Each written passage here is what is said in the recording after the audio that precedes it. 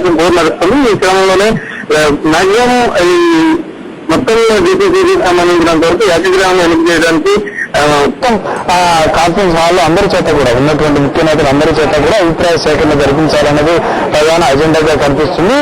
దీని ద్వారా స్థానికంగా ఉన్న పరిస్థితులు ఏంటి, చేపట్టాల్సిన మార్పు చేర్పులు ఏంటి అనే అంశంపై కూడా రాహుల్ దృష్టి సారించారు. ఒకసారి చూసుకున్నట్లయితే ఎన్నికలు ముందుగానే రానున్నాయి, 2014 కంటే ముందుగానే లోక్సభ ఎన్నికలు రానున్నాయని వాదన ఒక వార్త బలంగా వినిపిస్తున్న నేపథ్యంలో అందుకు అనుగుణంగానే రాహుల్ చర్యలు ఉంటున్నాయి. ఆ అంశంపైన ఈరోజు సమావేశంలో రాహుల్ కూడా ఎక్కువ ఫోకస్ చేసే అవకాశం కనిపిస్తోంది. ముందుగా లోక్సభ ఎన్నికలు వచ్చినట్లయితే ఎదుర్కోవడానికి కాంగ్రెస్ ఎంతవరకు సమర్థంగా ఉంది, ఏ రకమైన ప్రణాళికతో ముందుకు వెళ్లాలనే అంశంపై ప్రధాన చర్చ కొనసాగుతోంది. ఈ నేపథ్యంలో వివిధ రాష్ట్రాల్లో ఉన్న పరిస్థితులు, దానికి ముందు జరగబోయేటటువంటి అసెంబ్లీ ఎన్నికలు జరిగే రాష్ట్రాలకు సంబంధించి కూడా ఈ యొక్క చర్చలో ప్రధానమైనటువంటి అంశంగా ఉంది. ఇప్పటికే 8 రాష్ట్రాలకు సంబంధించి 2014 ముందే అసెంబ్లీ ఎన్నికలు జరపాల్సి ఉన్న నేపథ్యంలో వాటిపై కూడా ప్రధానమైనటువంటి దృష్టి సారిస్తా ఉన్నారు. ముఖ్యంగా మన రాష్ట్రానికి సంబంధించి ఎటువంటి పరిస్థితులు ఉన్నాయి అని దానిపై ఇప్పటికే కొంత అవగాహన ఉన్నప్పటికీ కూడా ఈ సమావేశంలో కూడా ముఖ్య నేతల నుంచి ఒక నివేదికను ఆయన తీసుకున్నారు. మరోవైపు ముఖ్యమంత్రి పిసిసి చీఫ్ కూడా తమ యొక్క అభిప్రాయాన్ని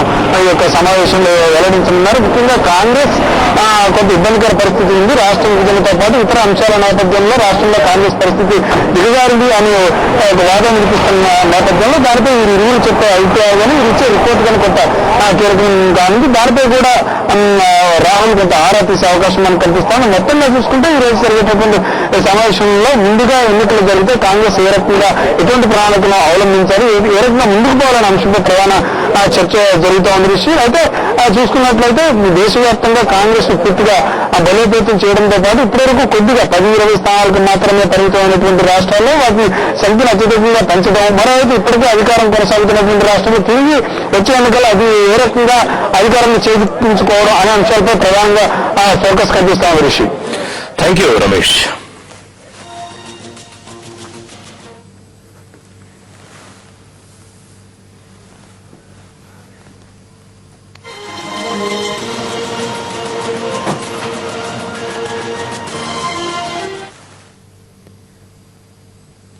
మంత్రి పొన్నాల